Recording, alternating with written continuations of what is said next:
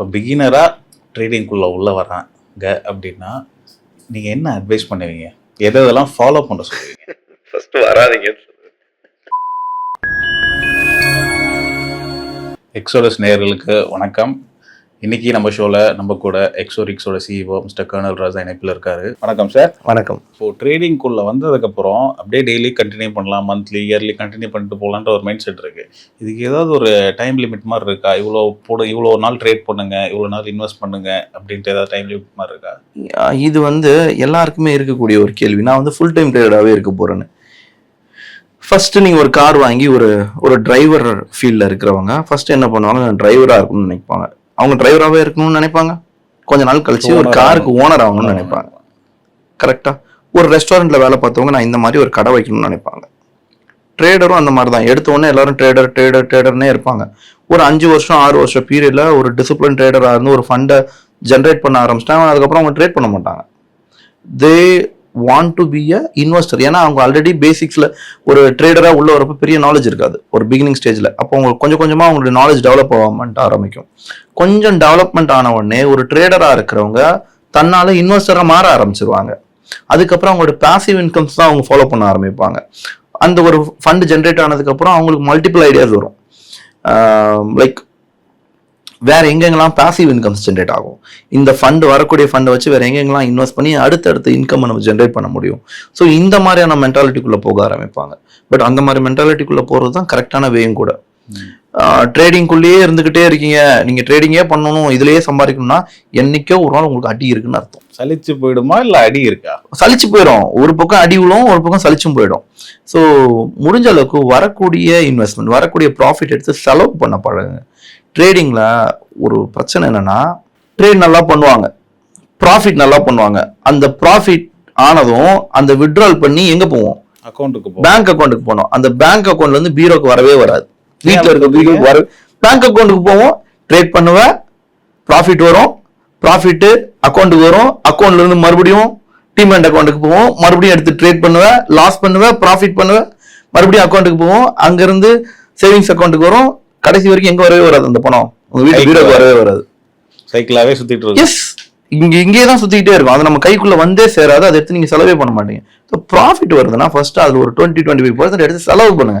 2000 ரூபாய் ப்ராஃபிட் வருதா, அதுல ஒரு 200 ரூபாயை எடுத்து செலவு பண்ணுங்க. அப்பதான் உங்களுக்கு ஒரு சாட்டிஸ்ஃபை ஃபீல் ஆகும். ஏன்னா அடுத்த நாள் அந்த 200 ரூபாய் செலவு பண்ற மாதிரி இருப்பீங்க. ஸோ வரக்கூடிய ப்ராஃபிட் எடுத்து ஃபர்ஸ்ட் என்ஜாய் பண்ண பழகுங்க. அதுக்கப்புறம் அதுல இருந்து வரக்கூடிய ப்ராஃபிட்டை ஸ்பிளிட் பண்ணணும். ஸ்பிளிட் பண்ணி இன்வெஸ்ட்மெண்ட்ஸுக்கு கொஞ்சம், அடுத்த ட்ரேடிங் கேபிட்டலுக்கு கொஞ்சம், உங்களோட எக்ஸ்பென்ஸுக்கு கொஞ்சம், சேவிங்ஸ் கொஞ்சம் பிரிக்க ஆரம்பிக்கணும். பட் அதை நம்ம யாரும் பிரிக்கிறதுல, அதை மறுபடியும் கேபிட்டல் கொண்டு போயிட்டே இருப்பாங்க. இன்னைக்கு அவன் 2000 ரூபாய் சம்பாரிச்சிருப்பான், நாளைக்கு 4000 ரூபாய் விட்டுருப்பான். அதுக்கு நேற்று சம்பாரிச்சு 2000 நான் எடுத்திருந்த செலவாது பண்ணிருக்கலாமேன்னு தோணும். That is reality. அதை பண்ணணும், எடுத்து செலவு பண்ணணும். அதான் அடுத்த கேள்வியா வைக்கிறேன். இப்போ இன்னைக்கு ஒரு 2000 ரூபாய் ப்ராஃபிட் கிடைக்குது. இப்போ ஒரு 1000 ரூபாய் இன்வெஸ்ட் பண்றேன், ஒரு 2000 ரூபாய் ப்ராஃபிட் கிடைக்குதுன்னா, இப்போ நாளைக்கும் 1000 ரூபாய் இன்வெஸ்ட் பண்ணி அந்த மைண்ட் செட்லேயே போகணுமா? நீங்க சொல்ற மாதிரி இப்போ இன்னைக்கு 2000 ரூபாய் கிடைக்குது, நான் அந்த 2000த்தையும் தூக்கி நாளைக்கு வைக்கிறேன் அப்படின்னு வைக்கலாமா? காம்பவுண்டிங் பண்றதுன்றது நல்ல ஐடியா தான். பட் எந்த அளவு காம்பவுண்டிங் பண்ணலாம்? மொத்த அமௌண்ட்டையும் போட்டு காம்பவுண்டிங் பண்றது கூடாது. நீங்க எதுக்கு உள்ள வந்தீங்க? சம்பாதிக்கிறதுக்கு உள்ள வந்தீங்க. சம்பாத்தியம் எதுக்கு? செலவு பண்றதுக்கு, ஆர் உங்க லைஃப் ஸ்டைலை மாத்துறதுக்கு. லைஃப் ஸ்டைல், அந்த பணத்தை லைஃப் ஸ்டைல் மாத்தணும்னு நினைச்சு உங்க லைஃபையே பின்னாடி மாத்திக்கிட்டு இருந்தா அதுல என்ன யூஸ் இருக்க போகுது? அப்போ உங்களோட கேபிட்டல் எந்த அளவுக்கு இருக்குன்னு ஃபர்ஸ்ட் பிளான் பண்ணணும்.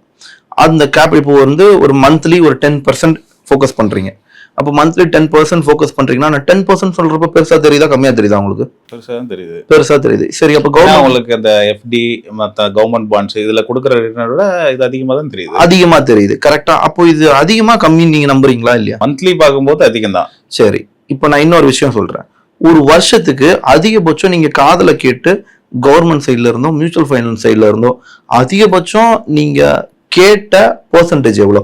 Profit percentage 8%. இன்னும் போனா 10%. வருஷத்துக்காக சொல்றேன். நான் என்ன சொல்றேன், 2% கணக்கு பண்ணுங்க மாசத்துக்கு. மாசம் 2%, வருஷத்துக்கு எத்தனை பர்சன்ட் ஆச்சு? 24% ஆச்சு. இப்ப நான் சொல்றது அதிகமா இருக்கா கம்மியா இருக்கா? ரொம்ப அதிகமா இருக்கு. ஆனா நம்ம மக்களுக்கு மாசமே 25% வேணும்னு கேக்குறாங்க. இதுதான் இங்க பிரச்சனையே ஆரம்பிக்குது. அப்போ ஒரு மாசம் பாட்லே ஹீரோ. எஸ், இட்ஸ் ரொம்ப ரொம்ப ரொம்ப ரொம்ப ஹார்டான விஷயம். அப்போ ஒரு மாசம் 2%ன்றது ரொம்ப ஈஸியானது மார்க்கெட்ல. அந்த 2% ஈஸியாக கவர் பண்ணவும் முடியும். அந்த கால்குலேஷன்ல இருக்கிறப்போ ஆல்வேஸ் ஃபைன். அப்போ ஒரு மாசம் 10%ன்றதே நான் ஹையஸ்ட் ரிட்டர்ன்ஸ் தான் நான் சொல்லுவேன். அப்போ பிரச்சனை என்னன்னா உங்க கேபிட்டல்ல தான் பிரச்சனை இருக்கு. 50,000க்கு 10% எவ்வளவு ஆச்சு? 50,000 5,000 ரூபா 10%. அப்போ ஒரு வருஷத்துக்கு 5,000னா 60,000 ரூபா கிட்ட வருது. 60,000 ரூபாய் கிட்ட வருது. அப்போ நீங்க உங்களுடைய கேபிட்டலை விட அதிகமாக தானே சம்பாரிச்சிருக்கீங்க.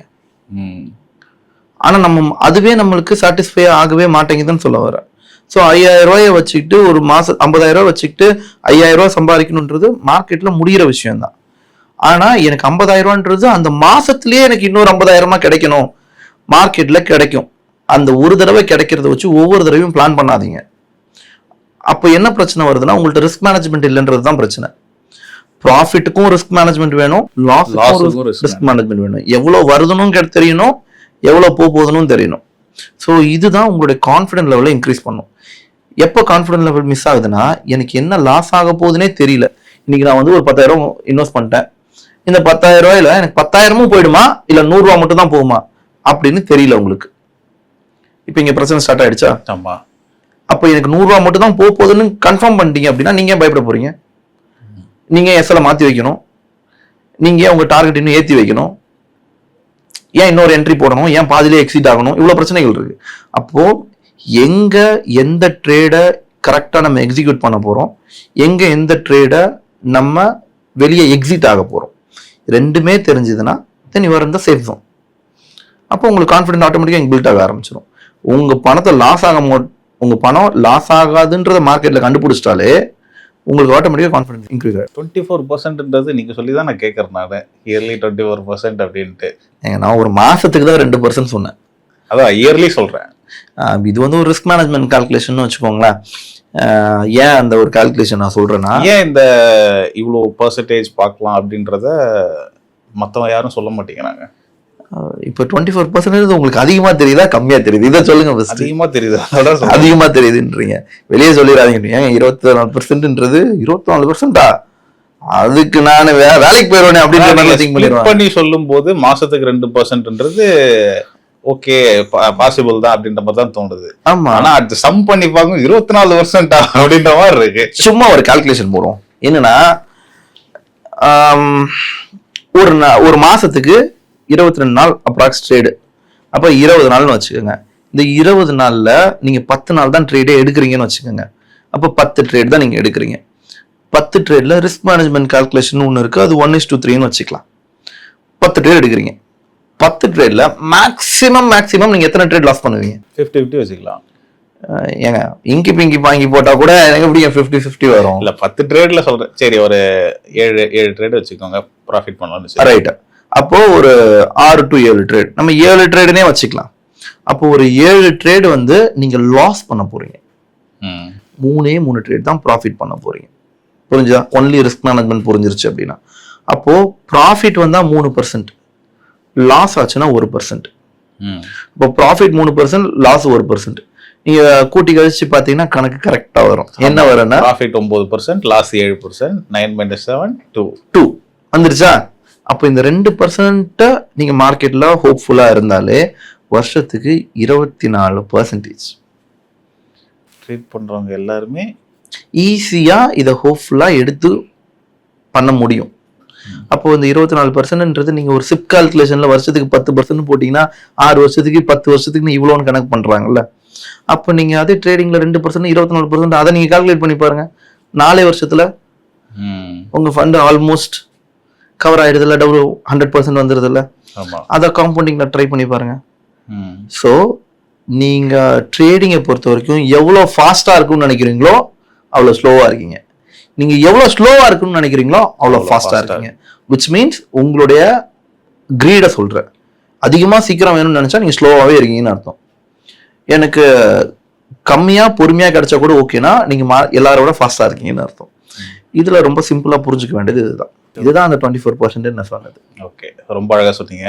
சரி, இப்போ ட்ரேட் பண்ணும்போது இப்போ ஃபாரெக்ஸ்ல ட்ரேட் பண்ணலாம் அப்படின்னு சொல்றது அது ஒரு டிஃபால்ட்னு வச்சுக்கோங்களேன். ஈக்விட்டிலையும் ட்ரேட் பண்ணலாமா? ஈக்விட்டிலையும் தாராளமா பண்ணலாம். ஏன் ஈக்விட்டியில பண்ணக்கூடாது? அந்த கொஸ்டின் ட்ரேட்னாலே ஃபாரெக்ஸ் தானேட்டு வருது. அப்போ அந்த ரிட்டர்ன் வந்து ஈக்விட்டிலையும் கிடைக்குமான்றதான் கேள்வி. ஏன்னா இங்கே மார்க்கெட் அது வந்து 24 hours மார்க்கெட்டு, இது வந்து 6 hours தானே மார்க்கெட். அதனால கேட்குறேன் இந்த கொஸ்டினை. இது வந்து நம்ம ஃபாரெக்ஸா, ஈக்விட்டியா, ஆப்ஷன்ஸா, கிரிப்டோவா, ஃபியூச்சர்ஸா, இப்படி நிறைய கேட்டகரி இருந்தாலும் மார்க்கெட் ஒரு விஷயத்துக்கு மட்டும் தான் ரன் ஆக போகுது, விச் இஸ் லிக்விடிட்டி.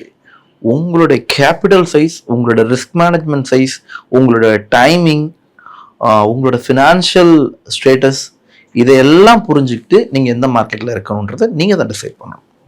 அப்போ எல்லா மார்க்கெட்டும் எல்லாருக்கும் செட் ஆகாது. ஈஸியாக எல்லாரும் எஃப்என்டோன்னு குதிச்சு போயிடுறாங்க. பட் எஃப்என்டோ யாருக்கு செட் ஆகுன்றது அவங்களுக்கு புரியும், ரைட்டா? அதுக்கப்புறம் ஈக்விட்டின்றது ஒரு சராசரி எல்லாருமே ஈஸியாக பண்ணக்கூடிய ஒரு விஷயம். ஏன்னா உங்களுக்கு மென்டல் ப்ரெஷர் கிடையாது, கான்ட்ராக்ட்ஸ் கிடையாது, நீங்கள் வாங்கி வைக்க போறீங்க, என்னைக்கு விற்கணுமோ விற்றுக்கலாம். இது ஒரு பிகினருக்கு நான் சொல்றேன். ஒரு ஸ்டார்ட் அப்ல இருக்கீங்க, நான் வந்து முதலீடு பண்ண போறேன், நான் வந்து ட்ரேடிங்கை கத்துக்க போறேன், நான் வந்து இன்வெஸ்ட்மெண்ட் கத்துக்க போறேன் அப்படின்னு உள்ள வராங்கன்னா முதல்ல நீங்க பார்க்க வேண்டிய இடம் ரொம்ப பேசிக்கா இருக்கக்கூடிய ஈக்விட்டி. அதுலயே நல்லா சம்பாதிக்க முடியும் பேசிக்ஸா. அதுக்கப்புறம் நீங்க வரீங்க அப்படின்னா, நான் எஃப்என்டோ சொல்ல மாட்டேன். மோஸ்ட்லி எஃப்என்டோ வந்து எல்லாராலையும் பண்ணக்கூடியது, பட் இட் டேக்ஸ் டைம். நல்லா புரிஞ்சுக்கிட்டு அதுக்கப்புறம் நீங்கள் பண்ணுறீங்கன்னா அதுக்குள்ளே இருக்கலாம். தென் ஃபாரெக்ஸ் போகிறதுன்றது டோட்டலி டிஃப்ரெண்ட். உங்களோட டைம் பேஸாக இருக்கலாம். ஏன்னா அது 24/7 மார்க்கெட்டுன்றதுனால ஈவினிங் வந்து பண்ணுறவங்க, ஸோ அவங்களுக்கு அது பெட்டராக இருக்கும். And it's all about currencies. So currency வந்து ஒரு நாட்டினுடைய பொருளாதாரம் சார்ந்து இயங்கக்கூடிய கரன்சிஸ் மேலே முதலீடு பண்ணி லாபம் பண்ணுற விஷயம். அதில் பெரிய ஃபாலும் இருக்காது, பெரிய ஹைப்பும் இருக்காது, பட் ஒரு டீசென்டான ஒரு ப்ராஃபிட் பண்ணிட்டு இருக்க முடியும். இப்போ பிகினரா ட்ரேடிங்குள்ள உள்ள வராங்க அப்படின்னா நீங்க என்ன அட்வைஸ் பண்ணுவீங்க? எதெல்லாம் ஃபாலோ பண்ண சொல்லுவீங்க? ஃபர்ஸ்ட் வராதீங்கன்னு சொல்லுவீங்க. வராதீங்கன்னு சொல்லுவீங்க. அவ்வளோ நேரம் வாங்கன்னு சொல்லிட்டு இப்போ வராதீங்கன்னு சொல்றீங்க. இந்த ஃபீல்டு வந்து எந்த மாதிரினா, நானும் பண்றேன்னு உள்ள வர ஃபீல்டு கிடையாது, எல்லாரும் பண்றாங்க நானும் பண்றேன்னு உள்ள வர ஃபீல்டு கிடையாது. இதை நான் முழு நேரமா எடுத்து பண்ணலாமா அப்படின்ற ஃபீல்டும் கிடையாது. இது எனக்கு கரெக்டான ஃபீல்டா ஃபர்ஸ்ட் அதை புரிஞ்சுக்கணும். என்கிட்ட அதுக்கேற்ற சோர்ஸ் இருக்கு, எக்ஸ்ட்ரா ஃபண்ட் இருக்கான்னு ஃபர்ஸ்ட் புரிஞ்சுக்கணும். என்னுடைய வருமானமே இதுதான், எதுக்கு நான் உள்ள போடுறேன்னு உள்ள வரக்கூடாது. என்னால் வருமானத்தில் ஒரு 2000 ரூபாய் ஒதுக்க முடியும்னா 2000 ரூபாய் வச்சுட்டு ட்ரேட் பண்ண உள்ள ஒதுக்க கூடாது, கடன் வாங்கிட்டு உள்ள வரக்கூடாது. ஸோ இந்த மாதிரியான நிறைய கேட்டகரியா இருக்கு. பிகாஸ் இட் இஸ் இதுல எவ்வளோ ரிஸ்க் இருக்கோ அந்த அளவுக்கு ப்ராஃபிட்டும் இருக்கு, எந்த அளவுக்கு ப்ராஃபிட் இருக்கோ அவ்வளோ ரிஸ்க்கும் இருக்கு. அப்போ நான் ஏன் வராதீங்கன்னு ஃபர்ஸ்ட் நான் சொல்றேன்னா, உங்களோட ஃபினான்ஷியல் ஸ்டேட்டஸ் ஃபர்ஸ்ட் என்னன்னு பாருங்க. அந்த ஃபினான்ஷியல் ஸ்டேட்டஸை இன்க்ரீஸ் பண்ண ட்ரை பண்ணுங்க. இப்போ ஒரு சிம்பிளான ஒரு விஷயம் சொல்றேன். நீங்க ஒரு மாசம் 40,000 சம்பளம் வாங்கிட்டு இருக்கீங்க, 40,000த்துல 20,000 இஎம்ஐ கட்டிட்டு இருக்கீங்க, மீதி 20,000 இருக்கு. இந்த 20,000 வச்சு உங்களுடைய லைஃப் ஸ்டைலை பார்ப்பீங்களா, இல்லை ட்ரேடிங்குள்ள வந்து ஸ்ட்ரெஸ் ஆக போறீங்களா? லைஃப் ஸ்டைல் தான் பார்ப்போம். Of course S. வாடகை கொடுக்கறது, பால் பில்லு, கரண்ட் பில்லுன்ட்டு 1008 இருக்கு. அப்ப என்னால ஒரு 5,000 ரூபாயாவது ஓரம் ஒதுக்க முடியும்னா நீங்க உள்ள வாங்க. உள்ள வந்து நீங்க எடுத்தோன்னே எஃப்என்டோல குதிக்க கூடாது, வச்சிருக்கிறது 5,000 தான். அப்போ அது வரைக்கும் லேர்ன் பண்ணுங்கன்னு நான் சொல்றேன். அப்போ ஒரு 5,000 10 மாசம் ஒதுக்குனா எவ்வளவு ஆச்சு? 50,000 ஆச்சுல்ல. அதுக்கப்புறம் உள்ள வாங்க. அப்போ அந்த 10 மாசத்துக்கு லேர்ன் பண்ணுங்க. அப்போ 5,000 வச்சு நான் 10,000 சம்பாதிக்கணும் உள்ள வராதிங்க. That is not the right way. அதனால தான் நான் சொல்றேன். ஏன்னா இப்போ நான் பிகினர்னு வந்துட்டாலே பிகினருடைய மைண்ட் செட் ஒரு middle class mind set.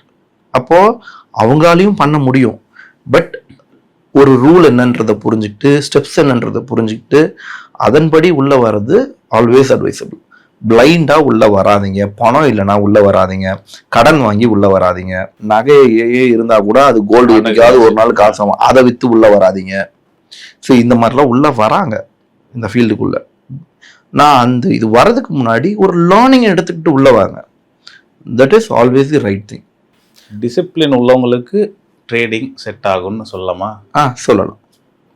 Discipline and ஒரு கிளியர் மைண்ட் செட் இருக்கிறவங்களுக்கு ட்ரேடிங் செட் ஆகும். பட் அதுக்கு அவங்க பழக்கப்படுத்திக்கணும். இல்லை எனக்கு என்னால் முடியும் அப்படின்னு நம்புறாங்க சிலவங்க அப்படின்னா அதுக்கான டைம் கொடுக்கணும். உங்களுடைய பாடி வந்து இது வரைக்கும் எதையோ பழகிட்டு இருக்கும் இல்லையா? இப்போ ட்ரேடிங்கான உங்க ஃபர்ஸ்ட் ட்ரேடிங்ல ஒரு பிரச்சனை இருக்கு.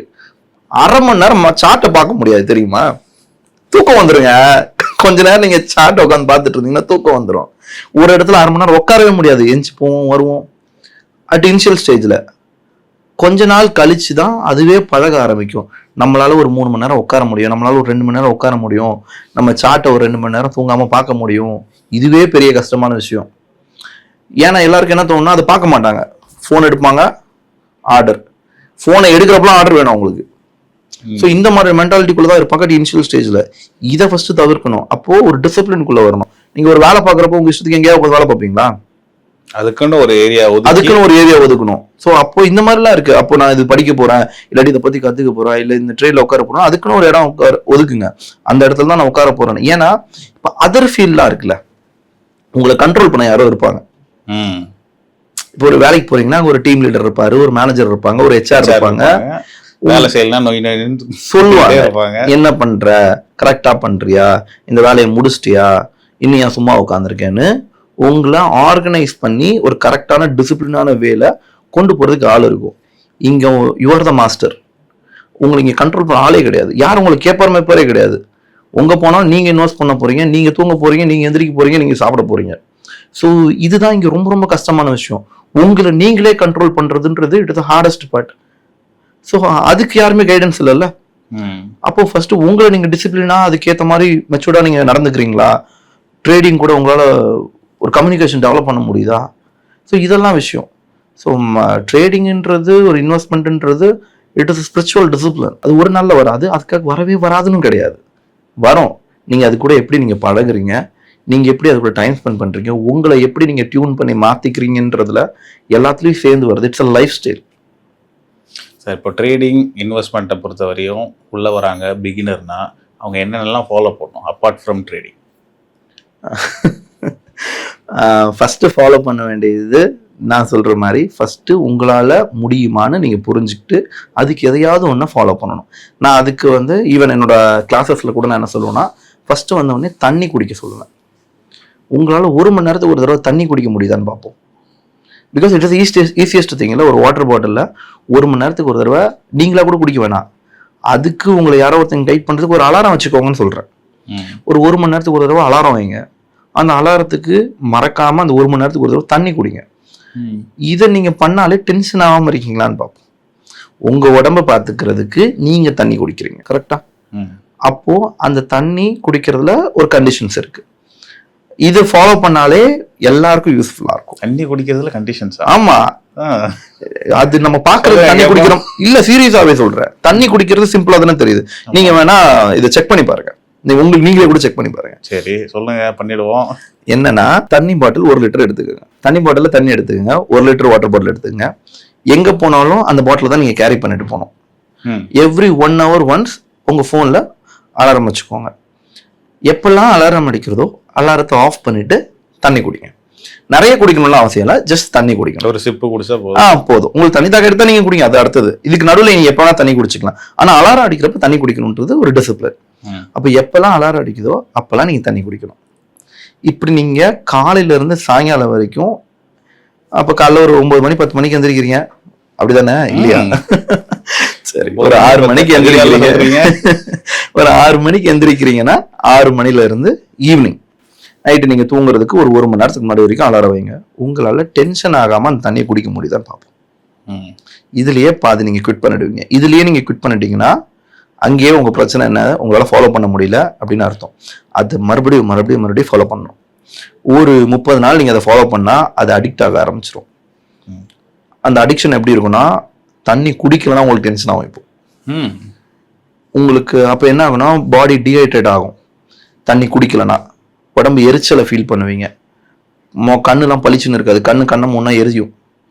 இப்போ நீங்க ஏன்னா நிறைய தண்ணி குடிச்சு உங்க பாடி நல்லா ஹைட்ரேட்டா இருந்ததுன்னா உங்க மைண்டு எல்லாமே வெரி ஃப்ரெஷ்ஷா இருக்கும். ஸோ இது ஃபர்ஸ்ட் ஃபாலோ பண்ணாலே நீங்க யாருன்னு கண்டுபிடிச்சிடலாம். உங்களால ஒரு விஷயத்த பண்ண முடியுமா பண்ண முடியாதான்னு. பிகாஸ் ஏன்னா நீங்க நிறைய ஃபெயிலியர்ஸை சின்ன வயசுல இருந்து கொடுத்துட்டே இருப்பீங்க. நிறைய ஃபெயிலியர்ஸ். காலேஜ் ஜிம்முக்கு போறான்னு போகாம இருக்கிறது, வருஷம் நியூ இயர் ஆனா வேலை. இது ஒரு சைக்காலஜிக்கலா இருக்க வேண்டிய விஷயம். அப்போ இந்த மாதிரி நான் ஒரு விஷயம் பண்றேன்னு சொல்லிட்டு பண்ணாம ஃபெயில் பண்ணிருப்பீங்க. இந்த மாதிரி ஒவ்வொரு விஷயத்தையும் நீங்க ஃபெயில் பண்ண உங்க மைண்ட் அதை எப்படி எடுத்துக்கும்னா, யுவர் ஃபெயிலியர்னு எடுத்துக்கும். உங்களால அதை அட்ஜஸ்ட் பண்ணி போக முடியும்னு எடுத்துக்கும். அப்போ உங்க பிரெயின் உங்களை ஸ்டாப் பண்ணி நீ இதை முடிக்கல, முடிச்சுட்டு போ அப்படின்னு ஆர்டர் பண்ணாது உங்களுக்கு. அப்போ ஆட்டோமேட்டிக்கா நீங்க ஃபினிஷர் இல்லைன்னு உங்க பிரெயின் எடுத்துக்கும். இப்போ இதை நீங்க முடிக்க ஆரம்பிச்சீங்க அப்படின்னா ஆட்டோமேட்டிக்கா உங்க பிரெயினுக்கு உங்க பிரெயினை நீங்க மேனிபுலேட் பண்றீங்கன்னே சொல்லலாம். இது உங்க பிரெயினுக்கு என்ன சொல்றீங்கன்னா, நான் ஒரு விஷயத்த சொன்னா நான் முடிச்சிருவேன், நான் ஒரு விஷயத்த சொன்னா பண்ணுவேன், என்னுடைய கண்ட்ரோல்ல இருந்து நான் மீற மாட்டேன்னு உங்க பிரெயினுக்கு நீங்க சிக்னல் கொடுக்குறீங்க. அப்போ ஒரு விஷயத்தையும் நீங்க முழுமையா முடிக்க ஆரம்பிப்பீங்க. இனிமே காலைல 6 மணிக்கு எந்திரிக்கணும்னு நினைச்சா எந்திரிப்பீங்க. உங்க அலாரத்துல 10 அலாரம், 6க்கு ஒரு அலாரம், 6 5க்கு 1, 6 10க்கு 1 வைக்க மாட்டீங்க. 6க்கு வச்சா 6க்கு எந்திரிச்சிருவேன் அப்படின்ற ஒரு கன்ஃபர்மேஷன் உங்களுக்குள்ள உங்க பிரெயின் கொடுக்க ஆரம்பிக்கும். இதை நான் பண்ணுவேன் அப்படின்னு. இதை பண்றதே ஃபர்ஸ்ட் இதை பண்ண சொல்லுங்க. அதுக்கப்புறம் நெக்ஸ்ட் ஸ்டெப்லாம் போவோம். நம்ம அடுத்த வீடியோஸ்ல பேசுறோம் இல்லையா, இந்த மாதிரி ஒரு டிப்ஸ் நான் சொல்றேன். உங்களுடைய சைக்காலஜி ஒரு பாட்டில் வாங்குறேன், தட்டி குடிக்கிறேன், நீங்களும் குடிங்க. ஓகே, சரி சார். இப்போ நியூஸ் பாக்குறதுன்றது எந்த அளவுக்கு ஹெல்ப் பண்ணும்? ஏதாவது ஹெல்ப் பண்ணுமா? இப்போ ஒரு நியூஸ்ன்றது பீப்புளோட கனெக்ட் ஆகிற எமோஷன். இந்த மார்க்கெட் எதை நம்பி இருக்குன்னா எமோஷனை நம்பி தான் இருக்கு. எமோஷன்ன்றது வேற ஒன்றும் கிடையாது. இந்த பச்சை கலர் சிவப்பு கலர் கேண்டில் எல்லாம் பாக்குறீங்களா, இது என்னது? ஒருத்தங்க வாங்குறாங்க, ஒருத்தங்க விற்கிறாங்க. யாரோ ஒருத்தங்க விற்கிறாங்க, யாரோ ஒருத்தங்க வாங்குறாங்க. அப்ப விற்கணும்னு நினைக்கிறது பீப்புளோட மனநிலை தானே. அப்போ வாங்கணும்னு நினைக்கிறதும் பீப்புளோட மனநிலை தானே. அப்போ 2 பேருடைய மக்கள் மனநிலையும் சேர்றது, விச் மீன்ஸ் பீப்புளோட எமோஷன்ஸ் சேர்றது தான் ஒரு கேண்டில் உருவாகுறது. கரெக்டா? நீங்க சும்மா விற்க மாட்டீங்கல்ல, ஒண்ணு போதுன்னு நினைச்சு வைப்பீங்க, இல்லாட்டி ஏதோ பிரச்சனை வருதுன்னு வைப்பீங்க. அப்போ உங்களுக்கு பயத்தை உருவாக்க ஏதோ ஒரு நியூஸ் வருது இல்ல, இல்லாட்டி உங்களோட சந்தோஷத்தை உருவாக்க ஏதோ ஒரு நியூஸ் வருது இல்ல. இந்த ஹாப்பினஸ், இந்த ஃபியர், இது ரெண்டும் சேர்ந்துதான் ஒரு கேண்டிலையும் மேலையும் கீழையும் மூவ் பண்ணி விளையாண்டுக்கிட்டு இருக்கு. ஸோ இதை நீங்க ப்ராப்பரா புரிஞ்சுக்கணும். அப்போ அந்த நியூஸ் எந்த மாதிரி, இது ஒரு லாங் டேர்ம் எஃபெக்ட் இருக்குமா, இல்ல ஒரு 2 நாள்ல காணாம போயிடுமா, இதை புரிஞ்சுக்கணும். அப்போ நம்ம கொஞ்சம் அப்டேட்டிவாகவும் இருக்கணும். வெறுமன கேண்டில் மட்டும் பார்க்கக்கூடாது. கொஞ்சம் ஃபண்டமெண்டலையும் பார்த்து, நியூஸ் எல்லாம் பார்த்து நீங்க ரெகுலர் அப்டேஷன்ல இருந்தீங்கன்னா கொஞ்சம் உங்களோட லைஃப் ஸ்டைல இன்னும் ஃபினான்ஷியல் லிட்ரஸில கொஞ்சம் டெவலப் பண்ணிட்டே போகலாம். ஓகே சார், ரொம்ப அழகாக சொன்னீங்க. இப்போ அதில் ஃபண்டமெண்டல்னு ஒன்று சொன்னீங்க, டெக்னிக்கல்னு ஒன்று சொன்னீங்க. இப்போ ஜென்ரலாக ட்ரேடிங்குள்ளே வரவங்க என்னென்ன பண்ணணும்னு சொன்னீங்க. அடுத்து ட்ரேடிங்குள்ளே என்னென்ன பண்ணணும் அப்படின்றத பேசலாம். மேலும் ஒரு வீடியோவில் மக்களுக்கு சொல்லுங்கள். ஓகே, நன்றி சார். தேங்க்யூ.